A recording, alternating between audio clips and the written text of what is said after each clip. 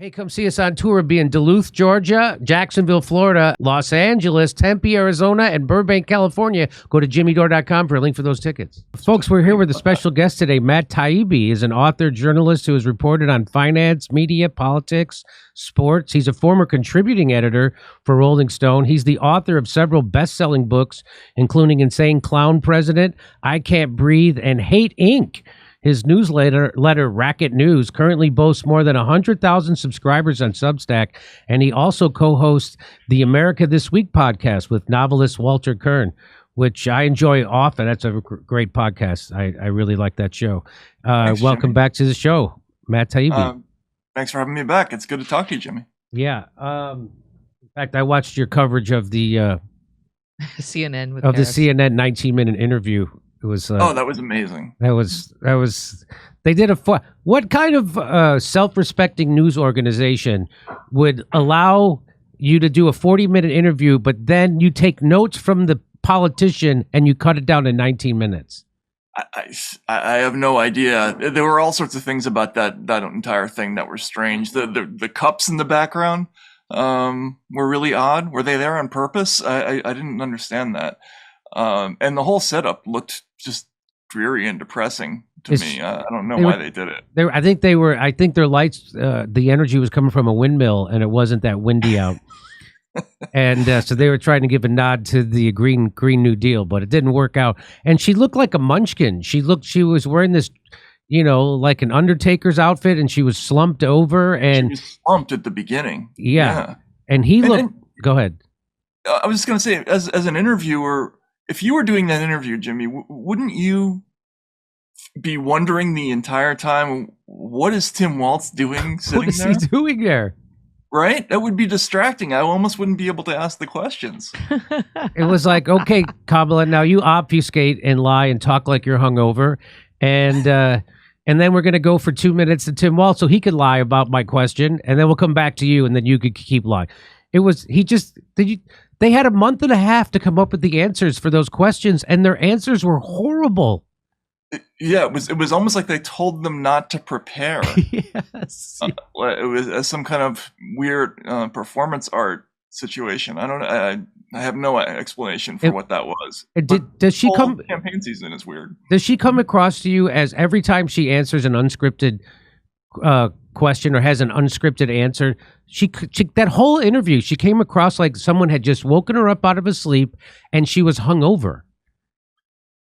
Well, what I'll say is, as someone who's had lots of different substance abuse problems in my life, there were moments of that interview that where I had flashes of recognition. I think that's probably a polite way to put it. But yeah, no, she looks like she's struggling to remember where she is in the middle of an answer, and it's not the Joe Biden kind of confusion. It's the other kind, I think. And yeah, that stood out to me for sure. Well, I kept saying, as I'm watching it, I'm like, did she either had 4 or 5 glasses of wine or she took an extra Xanax?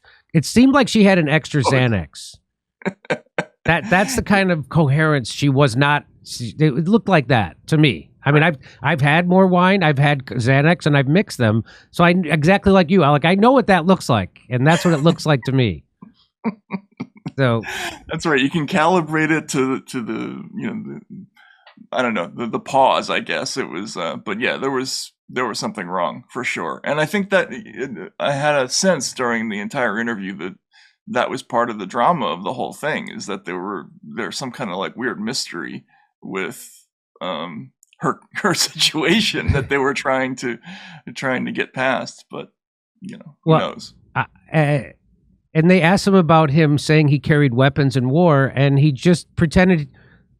He just tried to not answer the question. And it's just like, do you think, again, you had 35 days to come up with an answer to this, and your answer was, well, I have bad grammar, and I talk like regular people. You know how regular people have stolen valor and pretended they carried weapons in war? What are you talking about, regular people?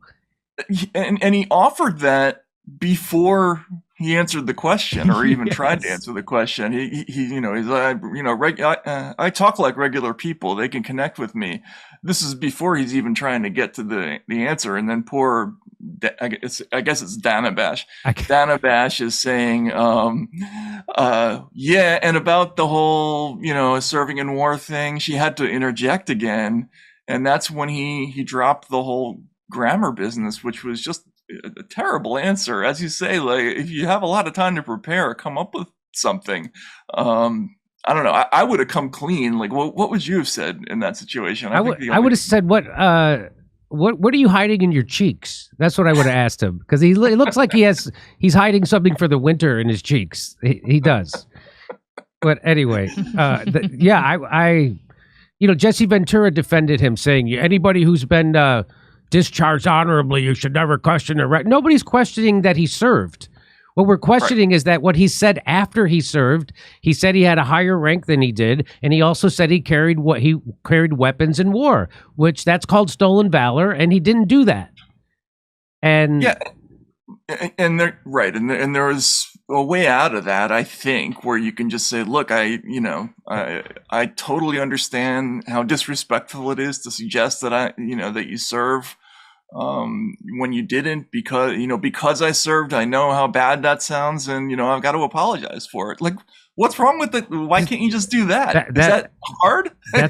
He could have just said, I misspoke. I was in an emotional state after a school shooting, and my words got away from me, and I apologize, and I shouldn't do that. And that's it. We turn the page. We're on to the next thing. But yeah, I think all the good people surrounding Kamala Harris have left her.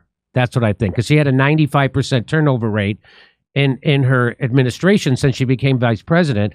And I think all the good people left. And so now she's left with bad people and people who want to screw her. Not a good situation for sure as a politician. Yeah, a lot of those stories, it's never a good sign when there's a lot of leaking that comes, from, say, the vice president's office, or there are stories about, mistreatment or under a politician. That's not terribly common. So, you always have to wonder when that's going on. Hey, come see us on tour. We'll be in Duluth, Georgia, Jacksonville, Florida, Los Angeles, Tempe, Arizona, and Burbank, California. Go to jimmydore.com for a link for those tickets.